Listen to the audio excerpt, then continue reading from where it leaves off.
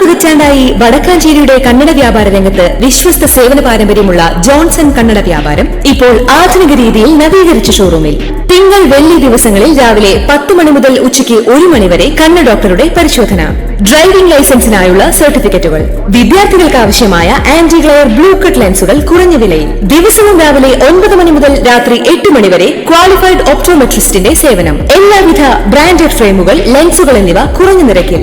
Johnson Kannada വ്യാപാരം, John's tower, divine ആശുപത്രിക്ക് എതിർവശം, Vadakkanchery. Phone 94963474. സംസ്ഥാനത്തെ ഉയർന്ന പോലീസ് മേധാവികൾ തമ്മിൽ നിയമയുദ്ധത്തിനൊരുങ്ങുന്നു.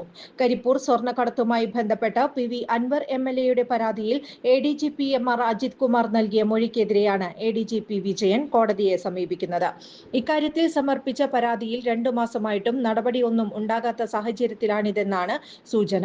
ഇതിനായി സർക്കാരിന്റെ അനുമതി തേടും. ആരോപണങ്ങൾക്കു പിന്നാലെ അജിത് കുമാറിൽ നിന്ന് പോലീസ് മേധാവി മൊഴി രേഖപ്പെടുത്തിയിരുന്നു.